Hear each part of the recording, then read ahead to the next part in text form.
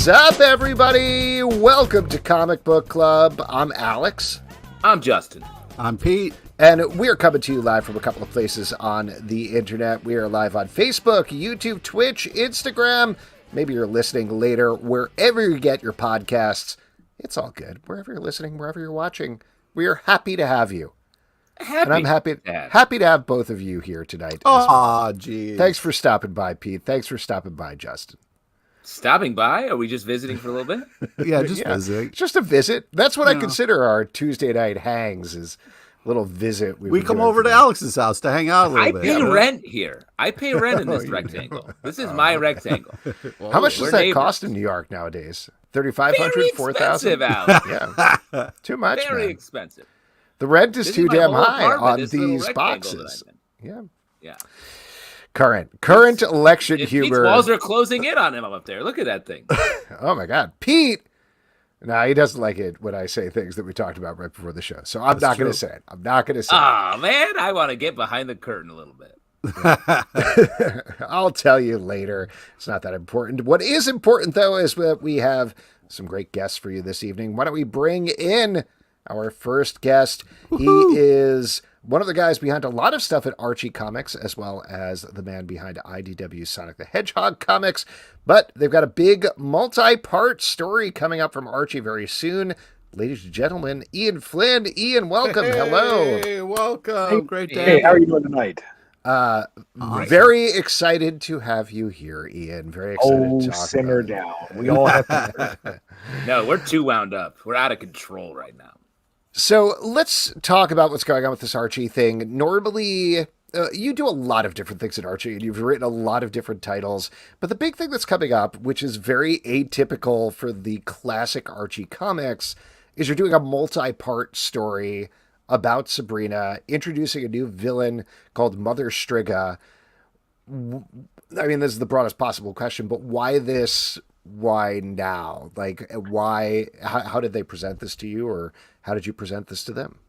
I'm just kind of generally on tap for when they want somebody to write something. And editor, I believe he's editor-in-chief now.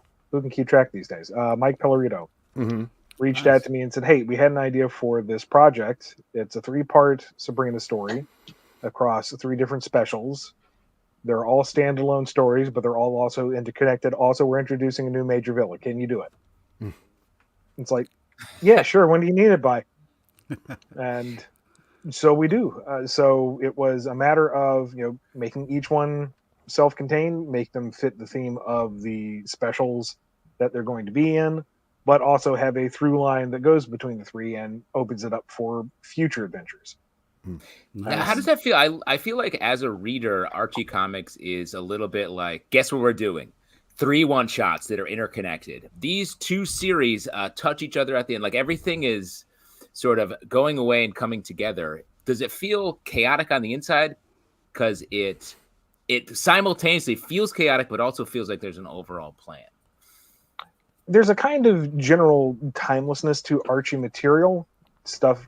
It doesn't have the same kind of hard continuity that so many books suffer from these days. Mm-hmm. So once I embraced that, my blood pressure went down and it made things a lot more easier to tackle. So yes, these stories are interconnected. Hopefully they do build upon previous Sabrina stories, and hopefully they will be the foundation for future Sabrina stories. But if you miss out on one, you're not torpedoed. You'll be able to get into the next Sabrina story and go, oh, this is neat, and I have enough context to understand why this is fun. And you just roll with it. Well, what about Mother Striga? Tell us about her. What makes her a good villain? This was one of the points that Mike wanted, was that this is going to be the new big bad, because Sabrina doesn't have a lot of big bads. Closest she's had recently is Amber Nightstone, who I believe was created by Dan Parent. So you'll have to cite me on that one, but and she's more of a rival when you get down to it, and kind of tragic in a way. The reason why she's angry at Sabrina all the time and what drives and motivates her. It's very personal, kind of street level. Mother Striga is the original Wicked Witch.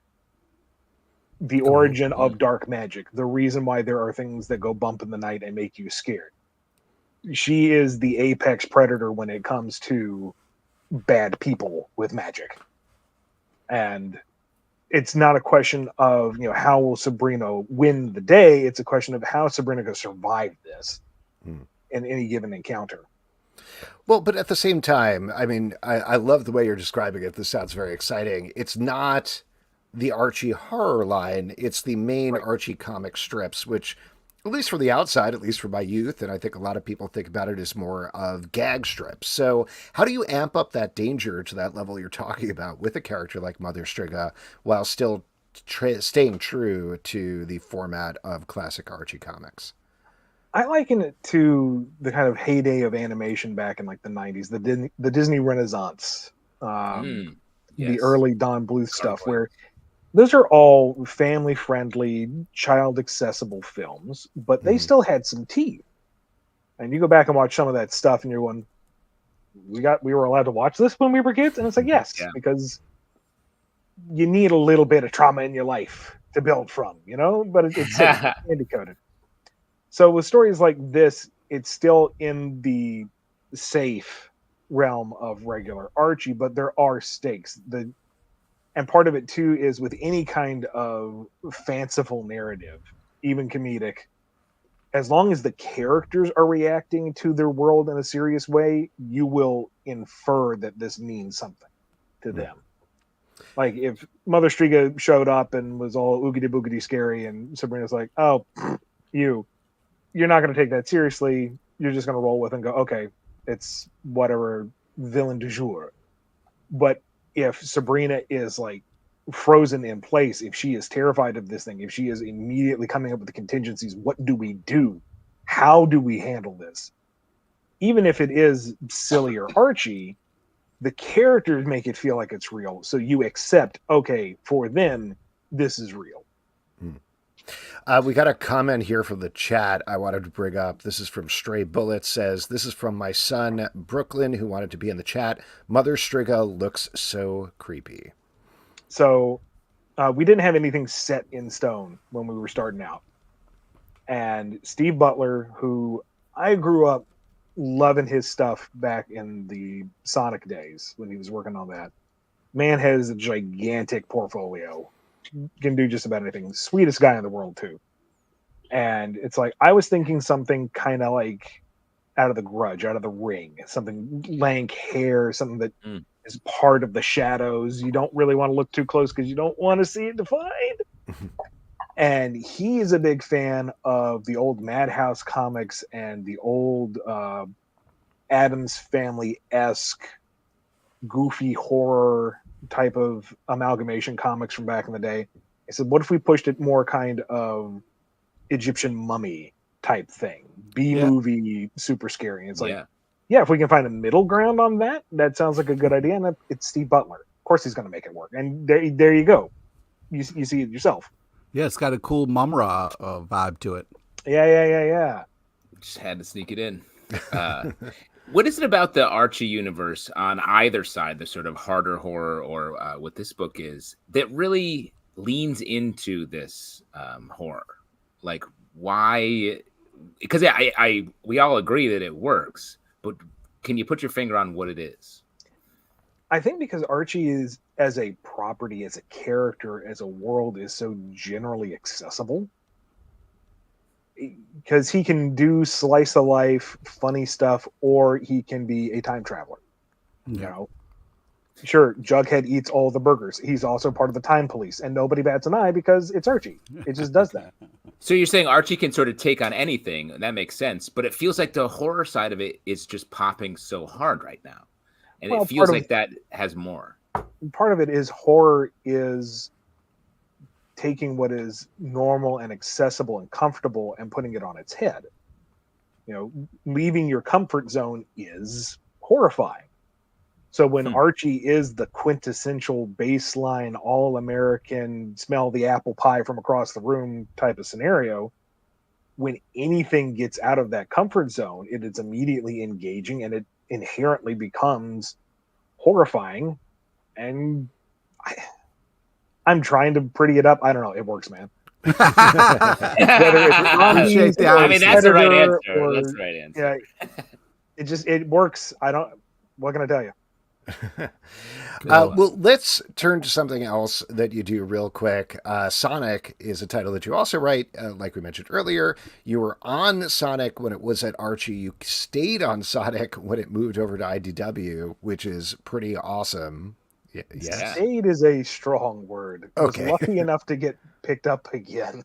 Okay. Yeah. It was a little more accurate. There were a few months there. It's like, well, I had a good long run. We don't know if anything's gonna happen. So Working when they reached comics out, is it's like, tough. yes, please. I would like to continue my career, and I had a solid 2.5, 3 years on that. Evan Stanley is lead on that now, but I'm still contributing to usually the classic era specials and miniseries. Occasionally, I do an arc here or there, but it's been Evan's show for a bit now. Well, so having nothing to do with the comic books, the Sonic 3 trailer dropped today. Have you seen it yet, and what's your take on it? Well, I work with Sega on other projects, so a lot of stuff that was dropped in the trailer was like, oh yeah, I knew that was coming. It's like, oh, they didn't mention No. maybe I shouldn't mention that right now. You'll see. That'll be fun. You'll enjoy it. Cool. All right, Wow. fair enough. I wasn't looking for anything bad. I loved it. I thought it was super fun. So I am excited. Folks to have check been anticipating this trailer for a while now, so I hope they're satiated and enjoy it when the actual full film comes out. Well, so if you're working on the classic stuff, maybe this isn't as applicable to you anymore, but we know very well when like a Marvel movie or a TV show or a DC movie or a TV show comes out, they don't necessarily push entirely in that direction. You're not going to see Chris Evans show up in a Marvel comic book necessarily, but there are things that are going to like parallel a little bit. Like they're leading into Doctor Doom pretty hard right now over in Marvel. Does the same thing happen in the Sonic Comics world? Is there any idea of like swerving there a little bit, or is it very much its own train running? Not terribly so. There's the occasional tie-in book. There was a tie-in comic for the second movie, which told some in-between stories between the first and second film. There was a tie-in book for Team Sonic Racing when that came out a few years ago. The fact that it's been a few years ago is kind of terrifying. But in general, we haven't done that as much with IDW as opposed to what we did back in the Archie days. Part of it, too, is the relationship is different. The Archie Sonic series was very much a product of its time when there was a division between the Eastern and Western marketing divisions, the visions of how they were going to present this property before globalization was really an idea for IPs. And it was that influenced the whole crazy roller coaster ride that is that title. IDW Sonic is part of the brand. Its classic stories are part of the classic era brand for Sonic. The modern day stories are part of the modern brand as well. And we don't have any titles that are in the movie universe, but it is its own thing in and of itself. So there's less incentive to push the newest property because we are part of the ongoing presentation. Nice. There's no break. It's like you read your IDW Sonic until the next game or animation comes out, and that sets the stage for where the comic can go from there, and it's just a perpetual motion machine. Something I wanted to kind of go back to a little bit is you get an email that's like, hey, we have this big event going. What do you got? How do you, as a writer, tackle that? Do you kind of go to your, like Sabrina and Archie stuff and kind of look at pitches you have previously done? Do you kind of just think about it and start brainstorming? Like, how does your process work? Like, how do you, if you don't mind, give us a little peek behind the curtain? Well, something like the Mother Striga storyline. It was, it had very specific asks. It needs to be this long per segment. It needs to be this many segments. It needs to be in these specials with these themes. So that kind of defines who the characters are, what the setting will be. And with that criteria in mind, it becomes something like coloring inside the lines. Okay. It's like, okay, I need to hit these bullet points, but that's not terribly engaging when you put it together like that. That sounds like you're doing a grocery list. So from there, I take okay, to hit these points, what kind of story would I like to tell? What would I be entertained by? And law of averages, somebody else will have to be entertained by it as well. And thus far, that seems to be a decent number of people. So I ain't going to question. I'm just going to work with what I know. Nice. And it's, go from there. It's like, okay, if we have to have Sabrina in a Halloween story, but we're establishing Mother Striga, what do we do? What are settings we can go to that help underline that Halloween-y feel? What are the characters that would be engaged with this story? How many plot beats can we fit in? Can Steven fit all this on a page? Yes, he can. And then send it off to the editor and hope he likes it, because I already thought this through, Mike. Don't edit it. Don't tell me to change anything. So, but between Sabrina and Sonic, it feels like you are in the lines a bit. Do you feel like you want to bust out? Do you need to do a full rev up Sonic style, do the loop-to-loop and break out of the confines? Oh, sure. I have been extremely fortunate to be a freelancer my entire career. I've worked on a number of properties, and I relish the opportunity to play with so many toys in other people's toy boxes.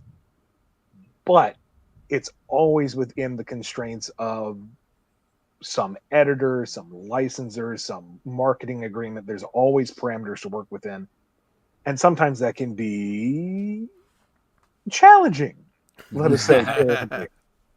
So I do have my own stuff up and running right now. I've got a couple issues of a comedy adventure series called The 9 Lives of Claus McGee. There's a science fantasy epic that I'm working on called Drogoon. We're hoping to get that book together by the end of the year. And, there's an ash can of 700 different ideas that I'd get off the ground if I win the lotto tomorrow. But there's always that desire to do something my way without any restraint. But there's also no one to say no. There's no one to overlook it and say, maybe rein this in. You don't have the budget for that. Are you sure this is the best long-term direction? So there's pros and cons to both things. We got a question here, which I don't know is your department, but I'll bring it up anyway, just in case you have any insight. Leah Love says, with Archie Horror leading, are there any plans to bring back Jughead, The Hunger, and Vampironica titles and the combined title, I've Got Ideas? Not my department, so I'm not sure. Okay. Well, in case you're running out of ideas, Leah Love's got some, so, just so you know. Free ideas. Yeah. They're free. I don't know if they're free, Alex. Yeah, actually, I don't want to promise. Never let your ideas go for free. Yeah. I'll tell you what, Leo, next time we have Jamie Rotante on the show, we will definitely ask her. That for sure is her department. Ian, you've already plugged a lot of stuff, but before we let you go, is there anything else you'd like to plug? Anything else people should check out? Oh, I'm sure there is, but with so many irons in the fire, I never can keep track of what's been announced, what's going to be announced, what hasn't been announced, what I shouldn't talk about yet, what's in pre-production, what's in post-production, blah, blah, blah, blah, blah. So head over to my website, bumbleking.com. That's Bumble like the bee, King like the reigning monarch. That has my portfolio, that has my news, that has my social media. That's where I put the news when I know that I can say the news, and it's all chronicled there, and I will go back and reference it myself going, did I say that? Is this how it gets? Ah, right, I did. That's cool. Awesome. Well, awesome. Nice. I'll definitely check that out. Ian, congrats on everything. Yeah, man. Can't wait to read it. Thank you very much. Hope you enjoy. All right. Yeah. Hail to the Bubble King. All right, there we go. Ian Flynn, once again, you can check out the first part of the Mother Striga story coming out September 4th from Archie Comics, and check out the ongoing Sonic title from IDW as well. Yeah, he does great work. Great work. We've got another guest for you, though. Exit, which was nice. What? The kingly exit he gave us was real nice. That was quite. I know you gotta. How do you do that with your hand? You do a little. You know what I mean? My hand doesn't do it. I don't know what's You're going on. not royal enough, I guess. I guess not. I can't roll it. You can't do it. That's the test. That's how they make you a prince. Some people can't roll their R's. No, you're no prince. That's what they did in King Ralph, right? to prove that he could be. That's how they knew. Wow. I like that's your reference Wow. for the royal family. Sick King ref, dude. That's what The Crown was about, I believe. Oh my god. Yes, dude. it's building up happening? to the last episode. He's Alex, like, were you going "Hey!" to say something about our other guest that was coming up? I don't think so. The rest of the show is about King Ralph. All right, our next Oh. guest is There the we go. creator of Kids and Monsters, which is coming out October 30th, I believe, from Massive. Ladies and gentlemen, Adam Lawson. Hey, Hey, guys. welcome. Good How to are see you? Yeah. you. It is good to be back here. You know, I feel like I've been on here a couple of times with you guys talking about different indie books, and it's awesome. I think last time, did we talk Wesley Snipes and my book, The Exile? I think, yeah. Yeah. Yep. Yeah. So you guys have been like a staple of my journey in Oh. comics. So hats off to you. And We keep, so, like all staples, we keep the comic book industry together. I mean, Justin, without you, it would be lost. You know what I mean? It That's would be right. completely lost. Thank you for that. And now you're here to talk about how you've been locked in one of those glass Magneto prisons, right? I believe. Yeah. Right, exactly. He's You no know what metal. I mean? I felt like I wanted to write a story about that, but to really get into it, I had to lock myself yeah, in. Smart. After Smart. 30 days, you know, of being in a bucket inside this case, I would be ready. Yes. Yeah, no. No, we're actually talking about, of course, is Kids and Monsters. Like I Yes, said, yeah. correct me if I'm wrong, but October 30th from Massive, Yeah. right? Yeah. So what's happened is Michael and I don't know if you know Michael Calero. He's the CEO there and the publisher there. And he and I have been good pals this whole ride. And so we've got some other things cooked up that may push a little bit. So don't get too carried away. We've got some things we're going to cook up to add on top of it to make it even a more exciting relaunch. So it may push down the line. But that doesn't mean don't be ready for Positive it. Don't be push. excited about it. But as you know, as we do in this publishing business, you get ideas, and then, anyways, things expand. So yeah, so Kids and Monsters is coming out. I don't know if you saw that rad Jake Smith cover. Like with Massive, they do a really great job of delivering a whole slew of incredible covers, which and it's fun because sometimes I don't even know. There it is. You love that. So cool. Because I've been with the story for years, and Maxi Dallow is my artist, and he has kind of this James Heron-esque type style of art. And but then when you see an artist like this come together, who I love, Jake Smith, followed his work for years, and he reads your book and then says, "Here's my take." It kind of blows you away, right? Because you're like, "Wait, that's better than me. That was smarter than what I thought of." How come I didn't think of that? And it's kind of a humbling reminder that how sort of genius artists really are. And, so it makes this industry so fun is to see what they do with it. Yeah. So Kids and Monsters. So Massive is this will be my second book there. After the Exiled, kind of an unusual follow up. That was like a dark, sort of R-rated hitting journey I took with Wesley. And no, he didn't tell me about the Deadpool thing in advance. I had to go home after I saw it and went, Wes, WTF? He's like, sorry. There goes my first 8 questions. Yeah, exactly.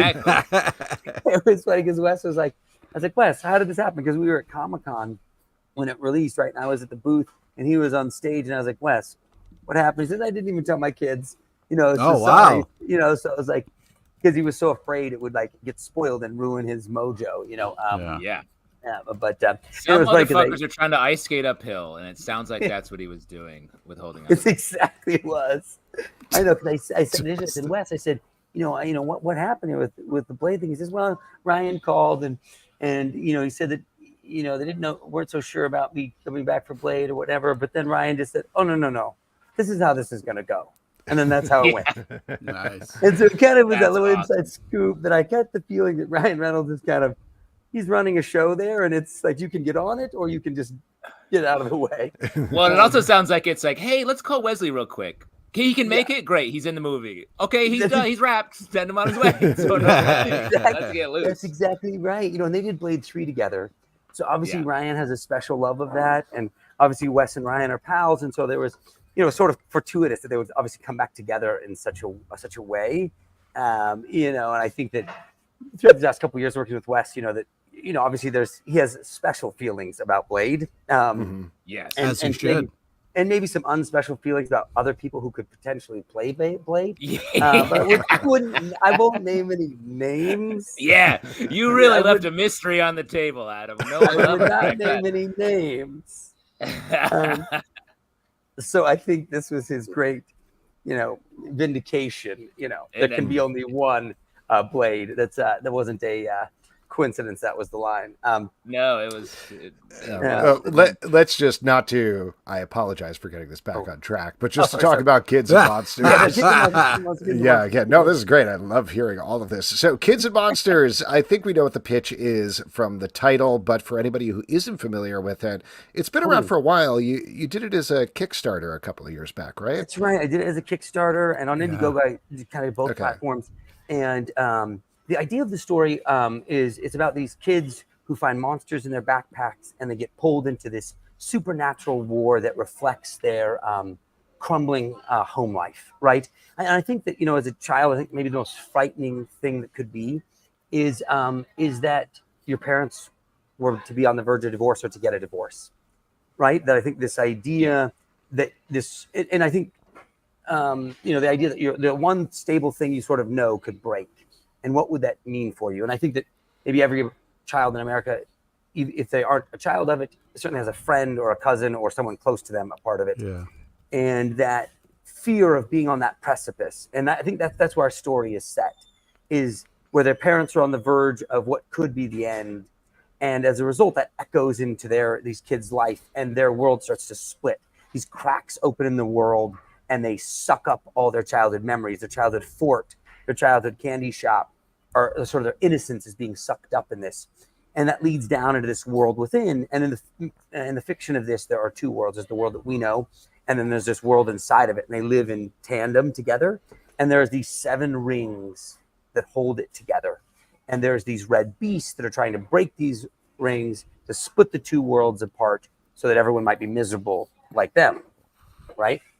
And so these have been entrusted with protecting these rings, and they're kind of like genies and lamps, except they're monsters living in backpacks, right? Mm-hmm. So like if you can imagine inside the monsters world, inside that backpack is their whole little keep, but for the kids it's just on their back, and they can only sort of see the backpacks in this realm that are meant for them, the monster that was meant for them, that's sort of reflective of who they are, maybe their struggles and their strengths, and they kind of become both a partner and a mentor as they're taking this journey. And there's these 2 kids, Gatsby and Mallory. They are the brother and sister, and then it's Mallory's boyfriend Jin Soo that joins along the ride, right? So it's this trifecta of kids, and they're skateboarders and comic book readers, and they're angry and confused about what could be happening in their world, and they get sucked into this big war, of course, which is being led up by their math teacher, because it's also a very frightening thing. For math kids. Is scary, dude. Yeah. That's why we're talking. I never use it. Never. You never use it. It's a sinful thing. I just did a bunch of tangents and cosines earlier today. I'm doing a lot of. Yep. You're feeling it. Oh, now I'm evil just because I'm doing math. This is a plus side. I'm doing a plus side. Yeah, that's our sign. And a minus sign. Yeah. My math. So that's sort of the pitch, as you say, Alex, for what the story is.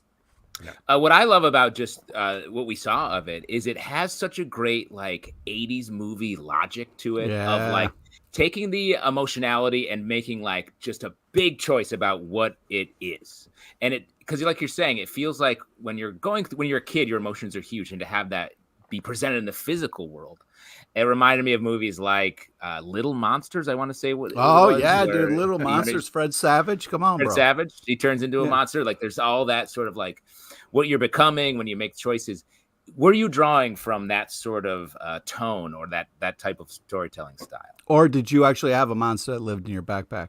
Well, it's funny because the story started to get conceived. I had this idea, and I started to play the storytelling game with my nieces and nephews at the time, and it grew into what this story is and the specific characters and the monsters. But that's exactly right, because I think that there is something fun about how do you have this feeling, but then you portray it in these big physical, fantastical ways, right? I agree with you, that is reminiscent of the 80s storytelling, right? Where it's like this, the never-ending story being sort of a key one for me, right? Where it's with Falcor and, traveling inside of this book to this world that's really a reflection of his loss of his mother, right? Played out in a fantasy opera, if you will. And so I think that's really at the core of what this is too. And definitely those, informed my own childhood and informed my own storytelling, because I think I enjoy that very much. Yeah. Cool.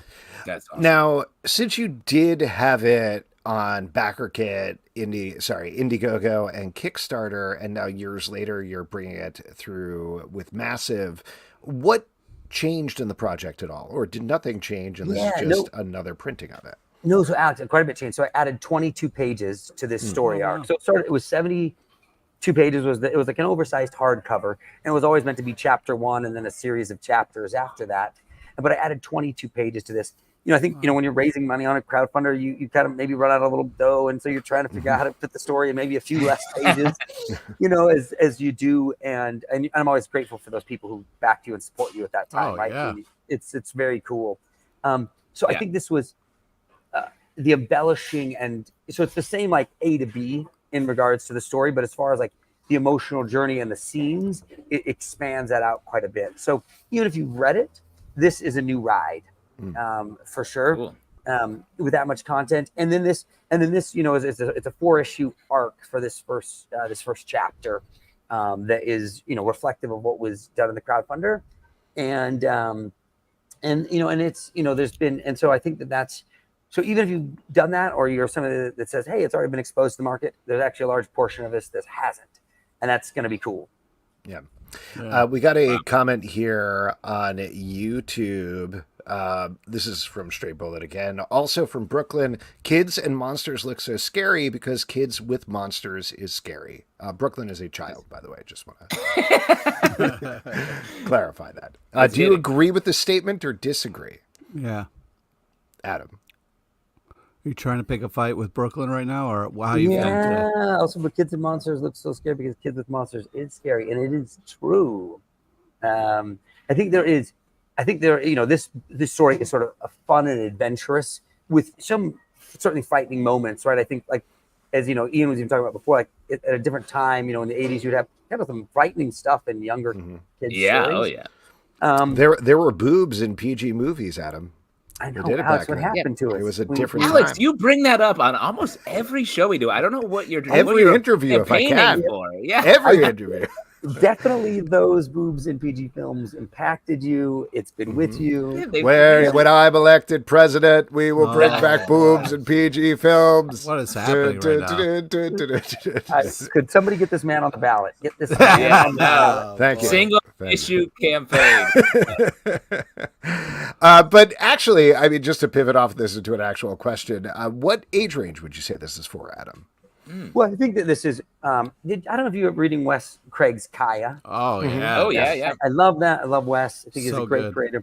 I think it has a lot of that elements to it, where it is an all ages story because there isn't necessarily language, nudity, gore, those things that would be tough for maybe a 10-year-old or 5-year-old or something. But it's thematically quite deep. And so I think it can be enjoyed by adults all the way down to kids. So it's kind of a 4-quadrant story. But the characters in the story are kind of between the ages of 13 and 15. Okay. Cool. Awesome. Well, That's the way Adam, I'm saying is everyone should read this. Yeah, right. There it is. Thank you for that. Yeah. Nice. Yeah. there we go. Before we let you go, though, obviously this is coming up. You already mentioned a couple of other things that you're working on, but anything else you want to plug? Anything else people should be looking out for? I did a horror series book called The Kill Journal, which we even talked about in this show.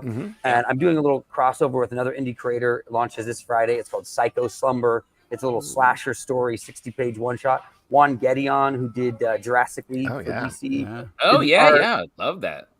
Great guy. Did an amazing job on it. That'll be on Indiegogo and Kickstarter as well too. Coming up, starting this Friday. So that's a fun thing to plug. And there could be more in the world of The Exiled, but I can't reveal it here. But I'm revealing it here. That's what you call a light reveal. That's like just Soft a very reveal. Yeah. soft- Are we going to have Ryan Reynolds come into that as like payback? Could be. I can either Love confirm it. or deny. There you Fair go. enough. That's the right answer right there. Adam, thank you so much Yeah. for Hey, coming thanks on. guys for having me on. Love you guys. Love the chat. Love Always this stream great to that you catch do. up. Always Yeah, a man. pleasure. Congrats Here's on all your hoping stuff. a guard comes in with like a little bit of metal in his blood so you can get out of that place, but we'll see what That's the happens. trick. Yeah. Good luck. All right. Thanks, Thanks, guys. Adam. Thanks, guys. Later. All right. The book is called Kids and Monsters is from Massive. It's coming out probably October 30th, but you can check it out on their site. And I believe there's pre-order. I don't want to promise that, but at least there's information there that you can check out. Yeah. And there we go. That is it for that. And now it's time for our next section, which is my favorite section because you all make it up. It is your audience question.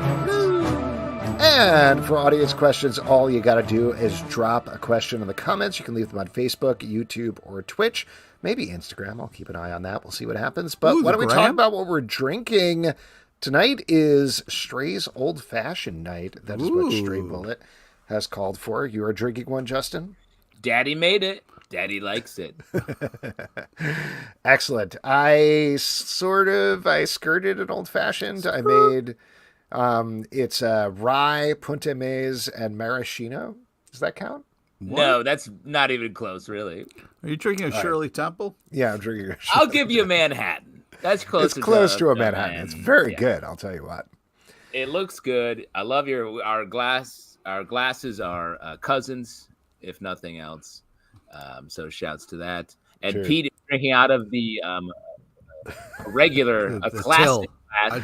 I drink out of the trough, when possible. Mm-hmm. Yeah. All right. Pete's been promising for a number of weeks that he's ready to move off of Landshark. But hey, man, I got 2 more beers left before I finish that 30 pack. Shotgun him, man. Shotgun him. Yeah, let's do it tonight. Let's get through this, buddy. Here we go. Scheuchler says, what are some of your favorite comics based on video games other than Sonic? Oh, other than Sonic. Took all of our answers. Streets of Rage? No, that's not a comic. Let's see. NHL? Let's let Pete work through all of the video games he's played since 1986. Battletoads. And see where we land. Wait, the Teenage Mutant Ninja Turtles? Scott, I played that. I believe they were based on a video game. Yeah, I think so. Favorite comics based on video games? There were some Arkham Asylum comics, weren't there, Alex? Yeah. You're an Arkham guy. I don't know that I read them though. I feel like we did cover them. We probably read 1 or 2, and we're probably like, I don't know what's going on here.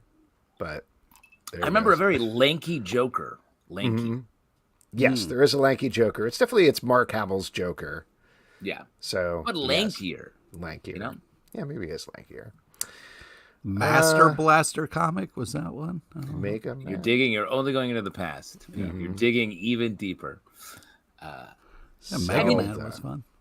Wasn't what was the Injustice, or wasn't there? Oh yeah, the Injustice comics were actually pretty good, right? And they've been pretty well incorporated into the DC universe in different ways. So I think that's definitely the one that has had the most good call mainstream effect.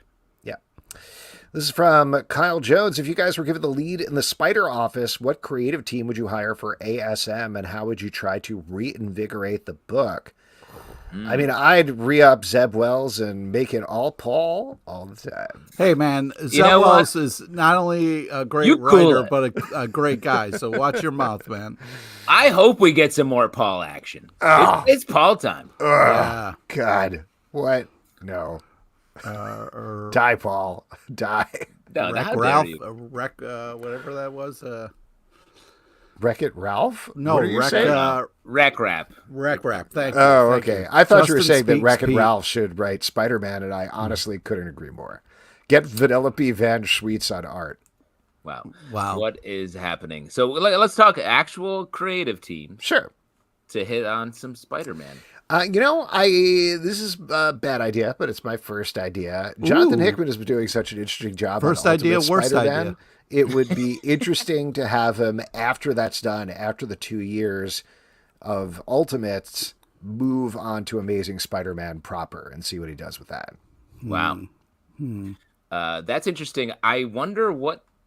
I feel like so much of the Hickman run is reinterpreting. I'd be curious how he would then turn it back to... Oh, he'd ruin it. He'd ruin it. We would hate it. Yeah. Everybody would hate it more than whatever is going on right now. I have a controversial answer. I have a strange answer. I think so much of... The Hamburglar? Yeah. Wow, yes. I don't know how you knew that. That guy... Bring back the Grimace Shake? I don't know why you're both... Are you guys both just fast foodies right now in a weird way? I feel like so much of the Spider-Man universe lately has been pulling in not just like in like the Batman books, it's like the Bat family. There's like, 8 characters you're pulling. The Spider family is so huge lately. You need someone who can handle and balance all those characters. Bill Willingham from Fables. Bring him in, have him tell an uber story that is epic and mythological in its foundations. If you want somebody who can handle a lot of spiders, I would say John Goodman's character. Why are you going twice? I'm just saying jokes. He's trying to get back to King Ralph. He's trying to get it back. I'm working my way back there. All right. First, this is what I would do. We do a Peach Momoko cleanser. Okay. We have Peach Momoko do a couple issues. Cleanser. Just focus on the art a little bit, less on the story. Just give us a palette cleanser, right? Mm-hmm. Then we bring in Daniel Warren Johnson to bring the heart. Okay. And that's a good call, actually. Yeah. Pete. That's a good call. That's what we do. Mm-hmm. He would definitely kill Aunt May or something like that. Hey, how dare you? You don't know that. That sounds like a Spider-Punk story. I feel like we need a DWJ Spider-Punk story. Oh yeah, that would be very cool. Yeah. I think I've given several real answers to that. Nelson Kelso says, have you guys watched or are watching any of the newer animated series out? For example, Tales of the TMT, Cape Crusader, and Kite Man. Thoughts? Yes, and yes. There's 3. So Pete's saying he's seen them, but he has thoughts, but he won't say them. Yeah. I think we're living in a proliferation. I wouldn't call it a renaissance, but I would call it like everyone's pushing their chips into animation. But we're getting a little bit of mixed results, I think, with these shows. Specifically, Cape Crusader has been increasingly disappointing. Is that a fair assessment? Ooh. Well, I'll tell you, we've been waiting for Justin to finish watching Cape Crusader so we can really get into it in the Weeker and the Geeker. But I just wanted to give a shout out to Nelson Kelso and just be like, hey, man, it's great to hear from you. I hope you're enjoying those series. But I got to check out Tales. Are you running for office? Or yes, I am. This is a bureaucratic answer from. Well, he's an old time fan, so I just want to give him a little love. I want to check out Tales of TMNT. Disappointed by the Cape Crusader. Kite Man is great, but it's a little bit of a letdown just because the Harley Quinn series was just so phenomenal and doing a lot of different really cool stuff, where Kite Man is just kind of a little bit more focused. And I guess you hate Matt Oberg specifically. Come on. Moberg is an old school friend of the show. Yeah. Mm-hmm. I'm kind of right there with Pete. I haven't seen Tales of the TMNT. It's on the list. Thought Cape Crusader was a little disappointing, and Kite Man is a little disappointing as well. I enjoyed parts of both of them. There were good episodes of Cape Crusader, and Kite Man's still fun. I'm having a nice time watching it, but we're just a little middling, and that's fine. That's the era we're in. Michael T says, you guys have been doing this for quite a while now. What keeps you going? If I can, Michael T is like, you guys should probably quit soon, right? If I can answer for all 3 of us, I think the answer is spite. It's spite, right? Exactly. It's a very long game of. It's a very long game of chicken. None of us will balk. Yeah, nobody's gonna balk first. I mean, I gotta say, Stray Bullets Cocktails is a good. That's like Cars Need Gas, and that's my fuel. I just do the show so I can still be friends with Stray Bullies, basically. Oh, that's did you mean to say Justin and Alex, Pete? Because let me say this earnestly and from the heart. I love doing this show. I will do this show for the rest of my life because it's fun and it is like downtime. It is like, why is he laughing so hard? Well, oh man, because you said I'm going to do this for the rest of your life, and I was like, man, the only way the show ends if Justin, quietly bows out. But if he's saying he's going for the rest of his life, I'm going to have to get like a wheelchair up here. You think I'm going to quietly bow out? To answer it also seriously, Michael T., we have fun doing the show. It's fun to talk about comic books. I enjoy hearing Justin and Pete's opinions on stuff. I love interacting with you guys and hearing from you all online or in person when we're able to do that. It's great. It's a nice like Justin was saying, it's a nice respite in the middle of the week. So Hell there you yeah. go. I mean, we're reading the comics. It's nice to have an outlet to talk about them, and it is a real passion for all three of us, comic books and comedy. So it's a nice kind of blend for us. We found a nice little niche corner of the internet where we can exist. So it's pretty cool. Just if we didn't have this show, people would be walking up to strangers in the grocery store and screaming his Punisher opinions at them. So we're really just protecting the old ladies of Pennsylvania from it. This is an audience question from Brooklyn, who is just learning to read. Is Alex's last name Zombie? Why does his mom and dad name him Zombie? That's a great question, Brooklyn. My last name is not Zombie. It's actually Zalbin.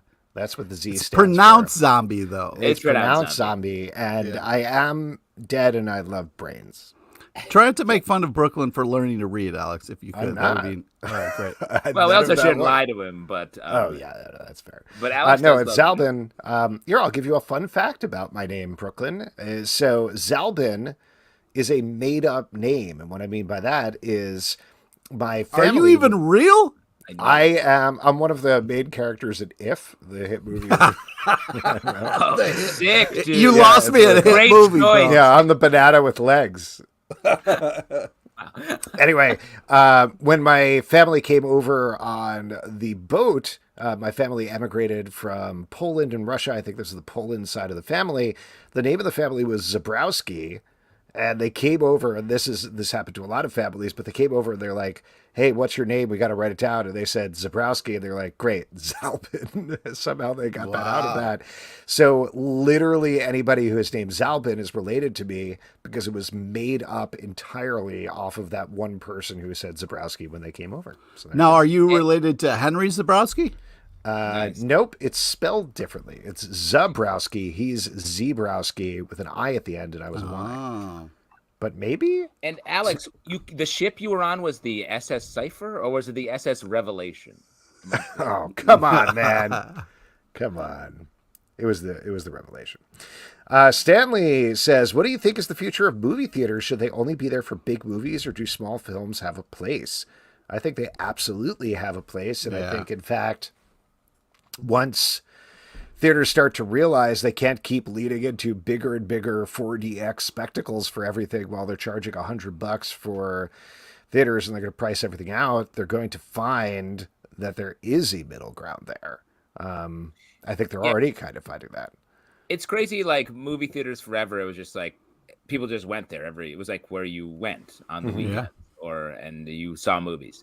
And then something changed in our society, whether it was like TV, pandemic, COVID, there's a lot of factors coming into play. And now it's sort of like movie theaters are like, hey, you want to come over to my house and watch this movie? And it's a little bit more of a, I don't know, it's not the standard party. So I think there has to be enough movies, which I think is broad, not narrow. I think the narrowing of the industry is what is causing the problems. It's the broadness is what helps get people back out to theaters. But it's also theaters, and they've always been this way, but the things that are working at movie theaters are communal experiences. Like horror movies, doing great because people like to sit in a crowd and scream with other people in a crowd. They enjoy that. Superhero movies, still doing great because people like to cheer and yell and have that communal experience of watching a big action movie or a superhero movie or whatever. It is the stuff in the middle that's suffering a little bit, but I really do think when we have seen when there's something that an audience responds to and it's actually given a chance to stay in a movie theater, it works. Like it works long term. If it's something that's a mid-budget rom-com that they're like, great news, it's going to be out for 1 week before it heads to Max. Everybody's like, whatever, I'll just wait for Max. Yeah. But if they throw it in theaters and really let it get legs for a couple of months, it actually does build because this has always traditionally happened. Adults don't really go to see adult movies on opening weekends. They get to see it whenever they want to see it. Adult movies? Adult movies. You know what I mean. I do. And I would also say, given that TV is a little bit down, and I think it will be for the next pretty long while, I think we might see a little bit more of a rebound of people leaving their homes to get their stories at the movie theater. I hope they bring back like the 99-cent like rerun movies where they just kind of bring back some classics on like a Friday night and then kind of like show some cool stuff and brings a little bit more community aspect to it. I was so bummed because the theater near me had matinee prices. They would do like 10, 11 nice. a.m. on Saturdays and Sundays. And I went to see Trap for $7. And I was like, this is great. This is perfect. I'm in here with a couple of old ladies on a Saturday morning watching Trap, having the best time. Were you and knitting? then I was like, maybe I'll do this from now on. Saturday or Sunday, I'll go to see it. After that weekend, never again. They stopped having the matinees. And I think my suspicion... You broke it. Yeah. They were like, that guy, he took advantage of the system somehow. We're shutting this down. No more. Yeah. There you go. They were like, this guy and his 3 old lady friends have to pay a full price. They've been fucking us for too long.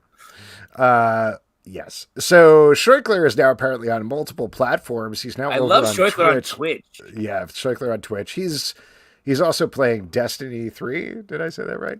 If you hosted your own convention, what would you do to make it stand out? Amazing food. I would have I'll tell you what, sick food trucks that would I can't make fun of that. That is a good idea. They do that kind of at New York Comic Con. They have the whole food truck area, and it's pretty cool. Nice. Yeah, but good idea. I mean, I think if there's a way to combine Artist Alley and panels, that's the thing to unlock. Like if you can make an Artist Alley where they are creators are like just talking, they're doing commissions live, stuff like that. I think that's where you can really get, because that combines the two sides of every convention. I hear what you're saying. Can I throw some questions your way about Yes. that? So I think the two. So would this be at their tables, or would it be like a stage in Artist Alley? I think you bring, I think you have to take, because I do think you want to preserve a table, because that's where a lot of creators make their money. Yeah. But sort of bring the Artist Alley energy to a more stage, a larger panel situation. Okay. All right. I hear what you're saying. Leo Love says, what independent comic run, completed or ongoing, current or vintage, needs more audience love? Ooh. Wow. That's Indie run, completed or ongoing? concrete. Current or vintage? I mean, that's a great answer. Classic answer. Lock and Key. Well, I got a TV show made, so maybe not, but Oh gosh. Murder Falcon. I'm just saying my highlights here. You sure are. Yeah. I mean, we love Ice Cream Man. I feel like that just yeah, keeps Ice Cream trucking along and doesn't get as much love as it should, but that's great. And what else? That is really good. We talked recently. We have an interview coming out with the creator of the Silver Coin, which good call. is a great comic. If you like some truly horrifying horror, that you can check out, anthology style. Also, Shiga, book hunter. That's what it is. Was also a really fantastic. You truly are hitting your highs. I just Pete looking around frantically at his collection. I'm looking at my shelves. Yes, I am. Yeah, mine are too far away, so I can't actually check them. But Getting some highlights. Fragigo Rosa says, since current comics and movies are good again, should we get a new Alien versus Predator? Always. A new movie? Is the question for a new Alien versus I think Predator? probably a new movie. I started watching Alien versus Predator last night. That movie is dumb. It's so funny you say that, Alex. I watched Dude. Aliens last night. And Watch man, yourself, that bro. movie's fucking great. It's great. Oh, it's good. I watched. You should we'll watch. talk about this later. Finish watching it and then maybe come back and let us know what you think. Alien versus Predator or Aliens? Alien versus Predator. Because it's great. Yeah, I thought I had a great ending. Oh no, it's super fun, but it's very dumb at the same time. Well, I mean, If we're talking about comics, I do think Marvel's been doing a great job at really keeping the stories of Alien and Predator separately going. And I'm very excited to check out, is it Aliens versus Avengers? Coming out Yeah. tomorrow? Whew, that looks fun. Yeah, So it does. I do think they're doing a great job in the comic book form to keep those properties going. I haven't seen Romulus yet. I heard it's like good but medium in its way it's pushing the franchise forward. So I think those franchises both need a little bit. I think Prey, if you guys watched that movie, Prey was excellent, great, and was what I think the Aliens franchise should do, is do a little bit of a lo-fi reset and get back to basics. Well, and I don't know if you read this, but Dan Trachtenberg, who did Prey, just started filming another Predator movie today called Badlands that takes place in the future. It's Dakota Fanning, isn't it? It's one of the Fannings, but great. Nice, great guess. Yes. Great. Good stuff. And also from Frederico Rosa, any thoughts on the Acolyte cancellation? Yeah, it sucks, man. Well, I mean, we talked a little bit about the merits of the show, and I think that's debatable. What it comes down to isn't even the merits of the show. It's just people didn't watch it. Not enough people watched it. And that to me is the crazier fact. Like, people aren't watching these Star Wars shows, even from the jump. The first episode didn't get the highs that they expect, let alone the end of the series. So why is it? What has changed so much in the Star Wars universe that people aren't even tuning in to a new idea? Maybe I don't even too think many things coming out, and they're Yes, I love it. I want more. Yeah, but okay. what happened? Too much information. Yeah, beep boop. Nobody's really watching the Star Wars shows for the most part. Also, nobody's really watching the Marvel shows. Also, nobody's really watching any of the originals at all on Disney Plus. The only thing that they're watching on Disney Plus is like Moana and Elemental and whatever new theatrical movie comes there. On the TV side, the only thing anybody's watching is Bluey, and that's it. And that's also an acquired show. So there is something to be said. Like, I'm not discounting the idea of like what's going on with Star Wars, because clearly there's something is going on with Star Wars. But I think the greater question is what is going on with the original stuff on Disney Plus, because putting original Disney properties on a Disney streaming service that ostensibly people have subscribed to because they're like, I want Disney in my life 24/7. If that's not working, that whole system is broken. That streamer is broken, and they need to figure out why people are subscribing to it. And my suspicion is the back catalog, so they can put on stuff for their kids while they go do something else. That's always what it's been, and that's fine. It has a great catalog for that. But I think they maybe need to not do the originals. So you're saying they should just start marketing it as, hey, Disney Plus, we'll watch your kids so you don't have to. Sure. Yeah, well, but I think there's a telling part in there, Alex, is the stuff people are watching is good, and it's not. I think the fatal flaw with all of this, it was like, oh, great, we'll give these smaller characters their own stuff and these smaller ideas. When everyone's like, no, I like Star Wars and Marvel because it's all big. I don't want small, I want big. And so I think they're not doing what made them popular. They're doing tiny versions, which on a smaller screen has made everyone disengage. So I don't think tiny versions, except, I mean, I don't know how true this is, but there was a report that came out that the Acolyte cost $630,000 per second or something like that. Wow. These shows are costing hundreds of millions of dollars to make, and that's insane in and of itself. Well, but I don't mean tiny budgetarily. I mean, from a storytelling perspective, the stories are so far away from the core of the story. Like they're thinking about this, like, how can we get away from our core story? When really, I think it's like we need to create a new core story or do stuff that is the core story. And I think Star Wars did bad versions of core story. Okay, they made money on those, but that tarnished, I think, the general story. So I think it's like, let's start a new core story, take some creative risks, rather than be like, how can we do something that feels like it touches a little bit of what was cool, but never really gets to anywhere, I think. All right. Well, I guess we'll see what happens. Luckily, Bob Iger listens to this podcast. Kyle Jones says, where'd you guys get your first comic book? My stocking Christmas Day. Oh, look at you. Yeah, if I helped my mom with the groceries, I got to pick out a comic on the spinner rack. So that was the first. That was my first comic. Wegmans spinner rack. Oh, shouts to Wegmans. And then eventually, the very small gas station in the middle of nowhere, upstate New York, had a spinner rack. They had a customer base of like 30, and they still had a spinner rack. I first got mine from my dad. He would go into work in the city and pick up one on the way home. I think it was from Forbidden Planet in the city, but I'm not sure. That was definitely the first comic book shop he took me to. So there you go. Ooh. And I will throw this here. Leah Love says, pulls the pin. The Last Jedi was a masterpiece. Oh, Leah Love coming in hot. Agreed. Love it. Hard to agree. Yeah.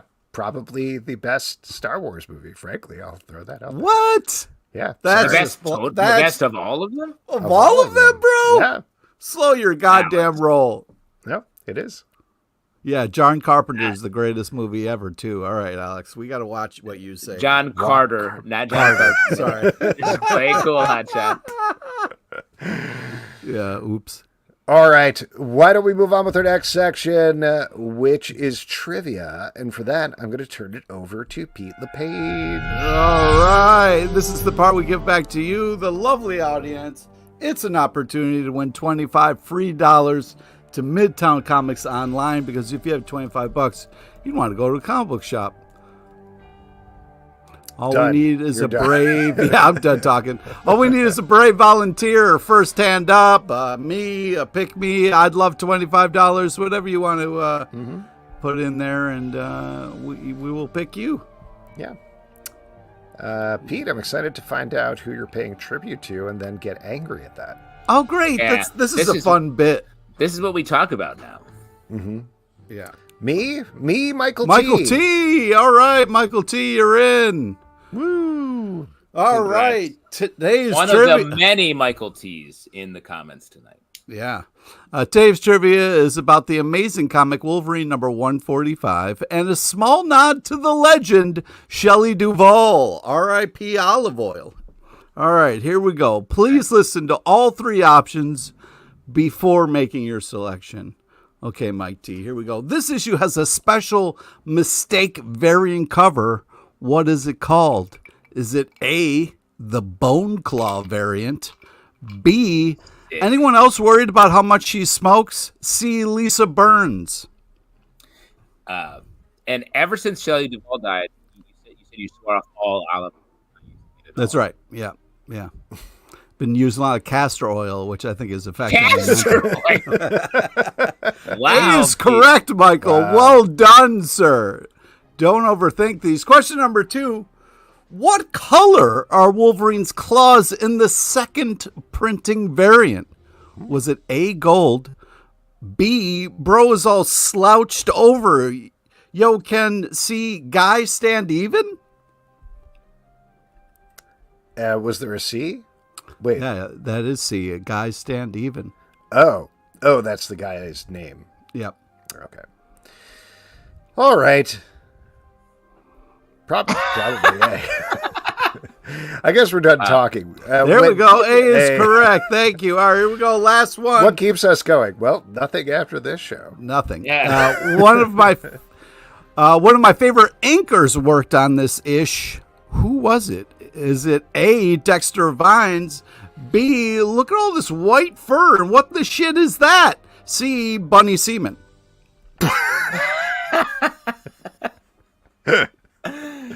Man, Pete, you dig deep.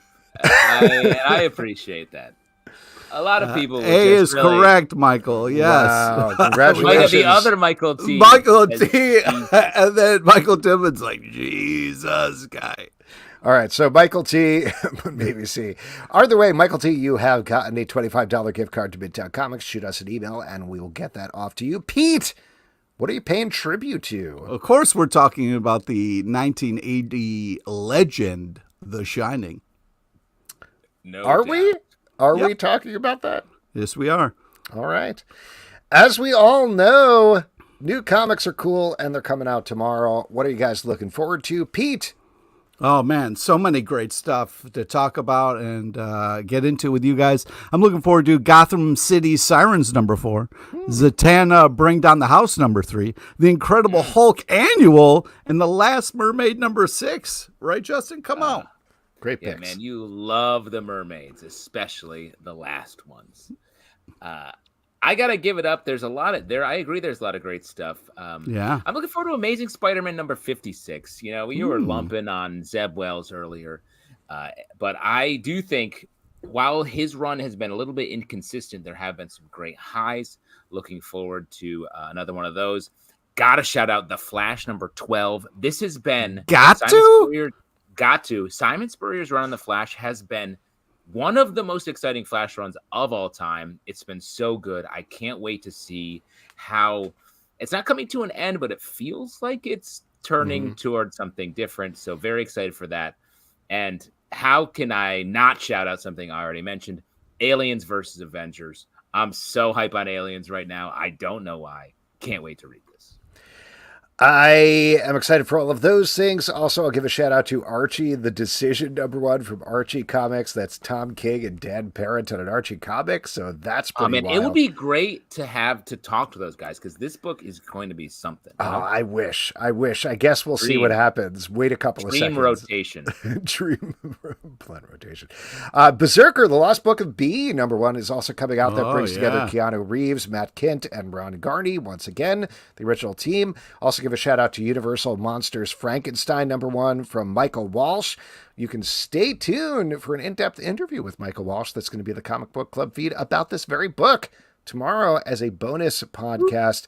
So all of those things. And for Brooklyn, our most faithful listener, I will give a shout out to Sesame Street #1 from Oni Press is coming out tomorrow. We're catering too hard to Brooklyn, I feel like. You know no, that's okay. Can't do it enough. Speak to the fans. Yes. Dark take on Big Bird, right? Yeah, no, it's this is another Tom King book, and Big Bird just dies over the course of. Oh, come on, spoilers, bro. Yeah, sorry, no, it's a straightforward Sesame Street book, which sounds very cute. Excited to check that out. All of those are going to be in our Stack podcast that debuts Wednesday, 9 a.m. in the Stack feed and the Comic Book Club feed. And folks, that is it for this week's show. A couple of people we want to thank. We want to thank Ian Flynn for coming on to talk about all of the stuff with Archie Comics. Also, Adam Lawson for talking about Kids and Monsters.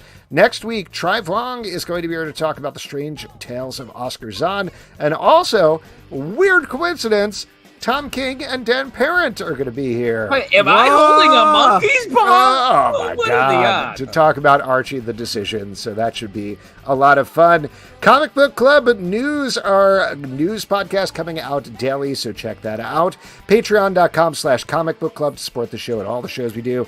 Don't forget to subscribe on Apple, Android, Spotify, or the app of your choice. At Comic Book Live on Twitter/X, Comic Book Club Live on Instagram and TikTok, comicbookclublive.com for this podcast, and many more. Until next time, we'll see you at the Comic Book Club. Comic Book Club. Comic Book Club. Comic Book Club. They sit on crappy couches and they let the secrets leak. Occasionally they'll let their special guest speak. So grab your written hammer. Don't be late for it, 'cause their girlfriends can barely tolerate Comic Book Club. Comic Book Club. Comic Book